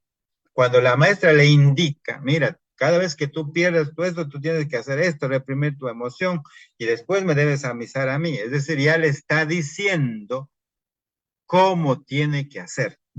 Y si yo le digo lo que tiene que hacer, esa es recepción, aprendizaje por recepción, no es por descubrimiento, ¿verdad? Como lo vimos en el aprendizaje significativo.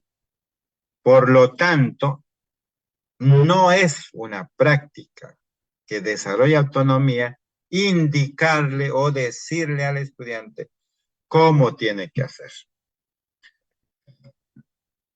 B, preguntarle, dice, ¿qué cree que hará José después de lo sucedido y qué va a hacer ella para solucionar el problema que ha ocasionado? Ya, esa es una buena estrategia, es decir, preguntarle, a ver, ¿qué crees que hará José y ahora qué vas a hacer tú? Ya, esa es una buena estrategia de inicio que le está dando al estudiante la posibilidad de preguntarse, de responderse, ¿no? Pero dice la segunda estrategia, luego indicarle que debe pedir disculpas. Y esa disculpa no salió para nada de la estudiante.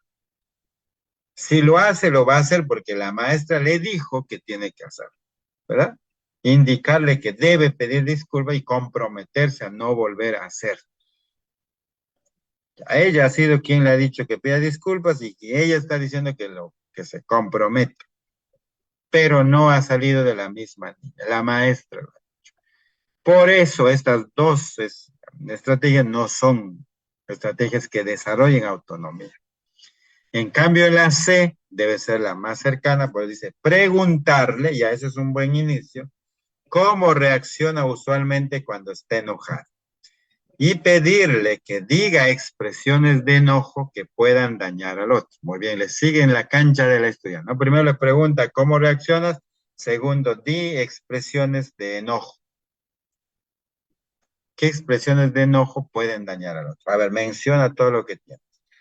Y luego dice preguntarle, ajá, le pregunta, no le está diciendo ni le está indicando, simplemente le pregunta, ¿qué otras cosas podemos hacer cuando nos molestamos y que nos ayuden a calmar?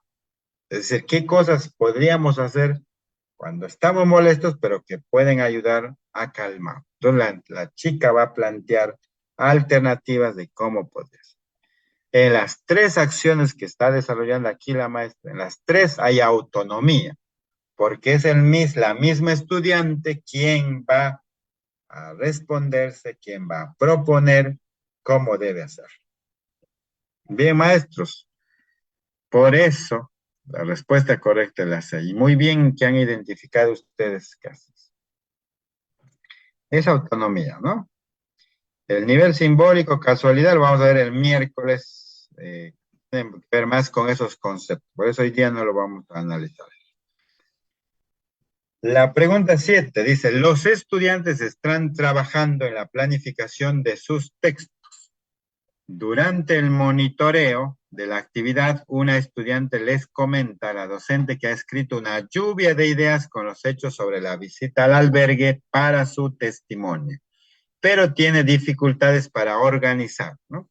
¿Cuál de las siguientes acciones es más adecuada para orientar a la estudiante en la organización de las ideas para su escrito?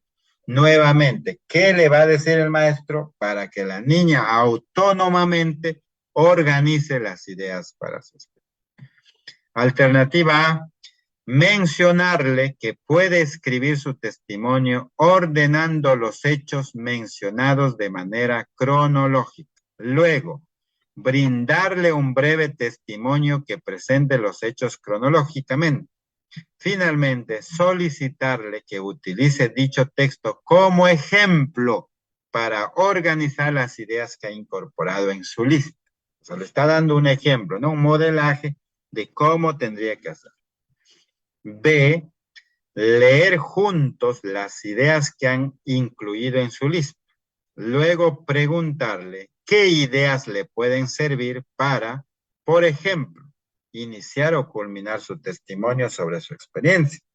Sobre esta base, pedirle que agrupe las ideas de su lista e incluya nuevas si es necesario, para contar otros momentos de su experiencia. Y la C, revisar sus ideas y señalarle cuál de ellas debe incluir necesariamente en la primera versión de su texto. La maestra le señala, no, mira, tus ideas, estas debes incluir. Luego indicarle cómo agrupar las ideas que ha considerado en su lista. Después sugerirle que incorpore más ideas que ayuden a que el lector conozca más detalles sobre su visita al albergue. ¿Cuál es la respuesta correcta, maestro? La 7 es la B, dicen Minancuro. Johnson también la letra B. Karim Vanessa la letra B. Hilda la letra B. Karen López la letra B. Adela, letra B.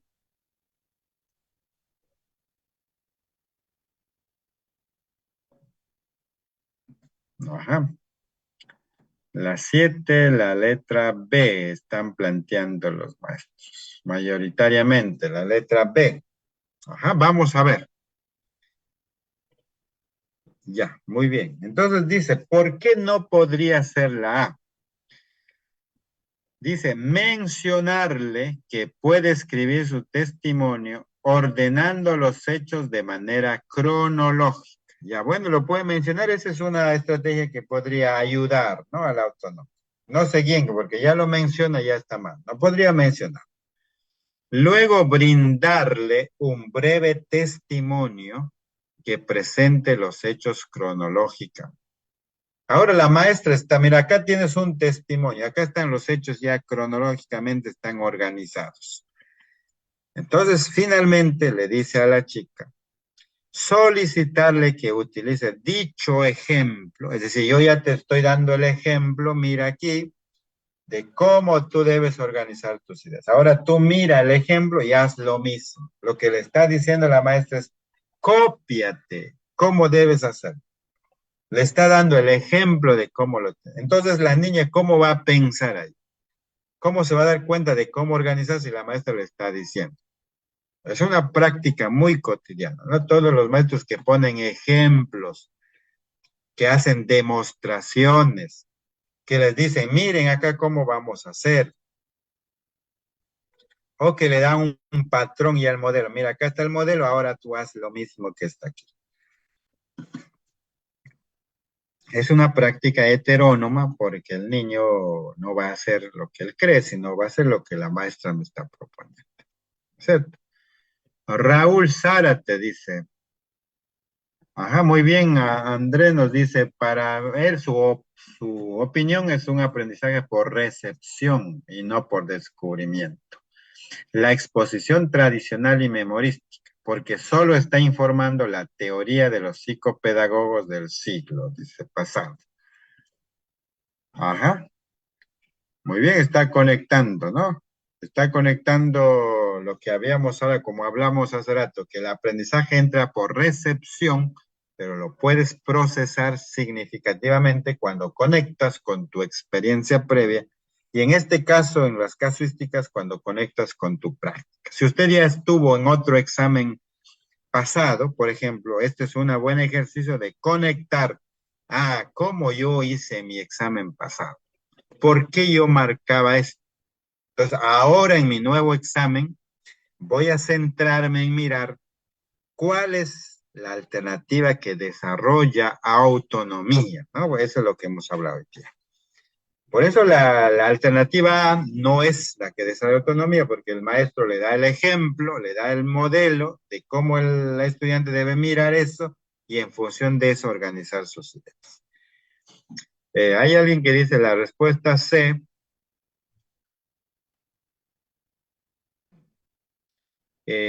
Revisar sus ideas y señalarle cuál de ellas debe incluir necesariamente en la primera versión de su texto. Con esto ya, ¿quién ha seleccionado? La maestra. La maestra revisa, a ver, trae tus ideas, ya estas, solo estas vas a incluir. Es decir, la maestra es la que le dice qué cosa es lo que debe incluir. ¿Por qué tendría que decirle a la maestra? Tiene que ayudarla a que la niña descubra en cuál de las ideas sería la más importante y cuál pueda descartar. Pero no puede ser que la maestra sea quien revise las ideas y le señale cuál de esas deben estar necesariamente, no pueden faltar estas ideas.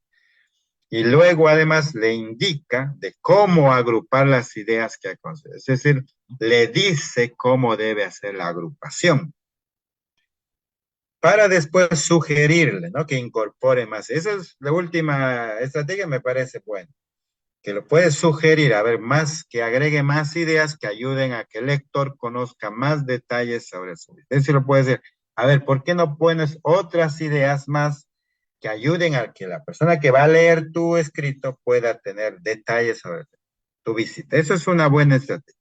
Sin embargo, las dos primeras que usa la maestra, el de señalarle ella las ideas y luego indicarle cómo debe agrupar las ideas, son netamente heterónomas, porque no van a ayudar a la niña. Muy bien, cuando ustedes dicen, por eso María Sánchez, esa no puede ser. Hay que mirar ahí donde ven que la práctica del maestro es que él dice lo que tiene que hacer, o él lo propone, o él lo sugiere, entonces esa no es una buena práctica de autonomía. La maestra entonces la B dice, leer juntos. Muy bien, vamos a leer las ideas que has puesto. Luego preguntarle qué ideas de las que hemos leído te pueden servir. Por ejemplo, ¿cuáles de estas ideas te pueden servir para iniciar tu escrito, tu testimonio, o para culminar tu testimonio? Ya le está preguntando. El estudiante va a ser que, profesora, mire, estas ideas me sirven para iniciar, estas ideas me sirven para culminar. Sobre esa base que la chica ha clasificado, pedirle que agrupe las ideas de su lista e incluya nuevas, si es necesario, para contar otros momentos de su espera. Una vez que agrupa, se va a dar cuenta que faltan ideas seguramente para el durante del testimonio y el cierre. Entonces, la estrategia B, por eso es la más pertinente, porque ayuda autónomamente a que sea la misma estudiante quien desarrolle su propuesta. Bien, maestros, espero que el día de hoy nos vamos con dos aprendizajes importantes. Primero, que las casuísticas te presentan situaciones donde hay que identificar la autonomía del aprendizaje, alternativas autónomas, donde no sea el maestro quien diga cómo tiene que ser. Y segundo, la significatividad. ¿Cuán significativo es esto que estoy aprendiendo? Si es por recepción o por descubrimiento. Busquen la alternativa donde haya descubrimiento, donde haya significatividad, y no por repetición o por memorización, ¿no? Bien, maestros, espero que les haya servido el taller de hoy. Nos vemos el día miércoles nuevamente a las 7 para hablar de algo más del aprendizaje cognitivo y resolver los otros casos que quedan pendientes. Les espero como siempre el día miércoles. Muchas gracias. Buenas noches.